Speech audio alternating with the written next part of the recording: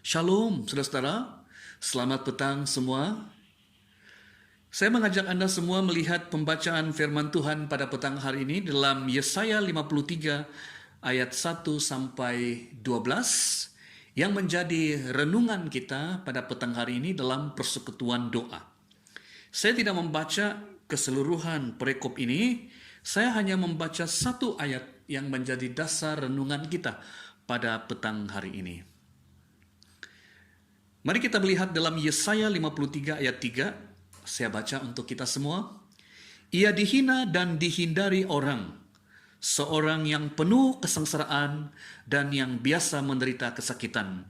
Ia sangat dihina, sehingga orang menutup mukanya terhadap dia, dan bagi kita pun dia tidak masuk hitungan.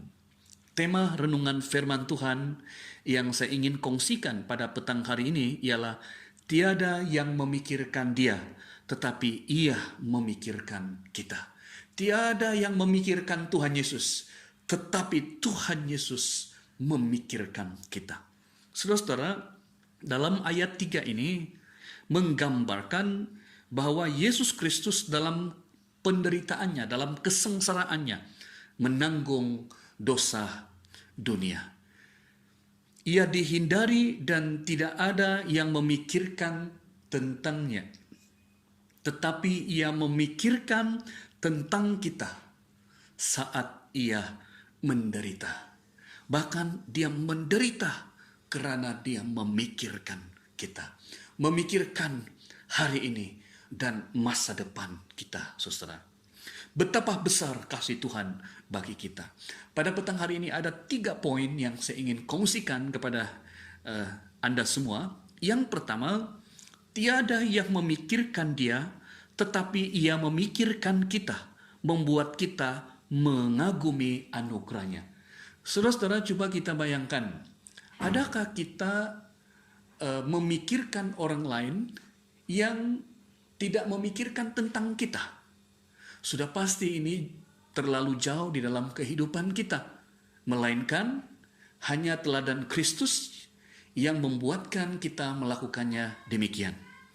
Kalau kita melakukannya demikian, itu berarti teladan Kristus telah ada di dalam hidup kita.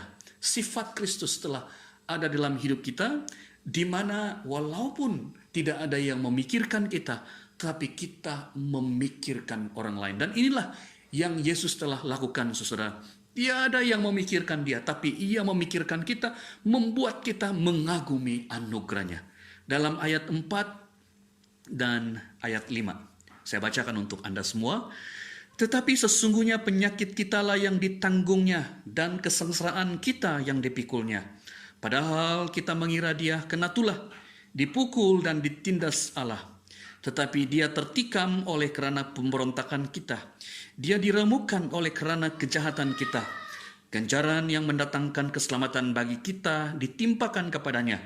Dan oleh bilur-bilurnya kita menjadi sembuh. Saudara-saudara, kita mengagumi apa yang ia telah perbuat di dalam kehidupan kita, di mana ia telah menanggung penyakit kita. Saudara-saudara, penyakit yang terbesar di dalam kehidupan kita, yang membuatkan hidup kita binasa, yang dimana kita akan mengalami maut, dimana kita akan terpisah dengan Allah, ialah dosa. Tetapi ini yang telah ditanggung oleh Yesus Kristus, sehingga kita ada harapan hari esok, saudara. Ia memikul kesengsaraan kita.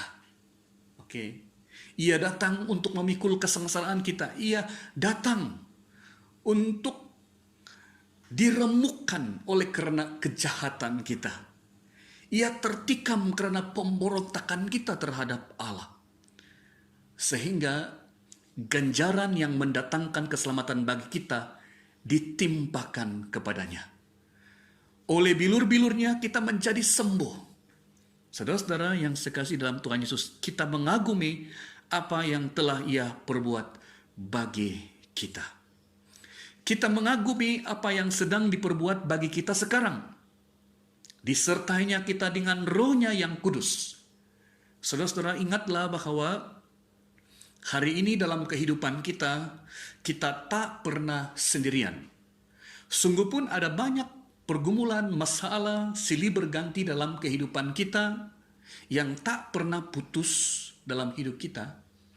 Ingat satu perkara, di mana Roh Kudus tak pernah meninggalkan kehidupan kita.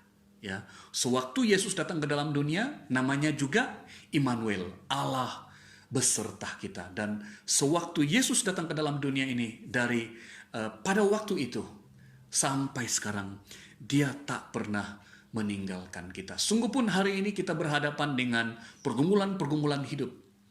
Khususnya kita berhadapan dengan coronavirus yang belum ada jawabannya. Ingatlah bahwa Roh Kudus bersama-sama dengan kita dalam pergumulan ini. Kita mengagumi apa yang akan diperbuat bagi kita, di mana Allah di dalam Yesus Kristus menyediakan tempat bagi kita di surga, di rumah Bapa.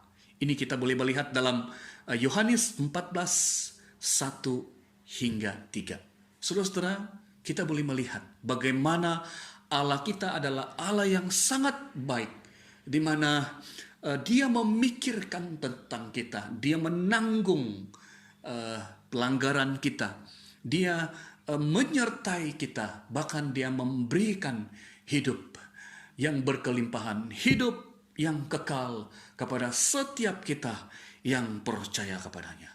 Itu yang pertama. Yang kedua, tiada yang memikirkan Dia, tetapi Ia memikirkan kita, membuat kita percaya dan berharap kepadanya.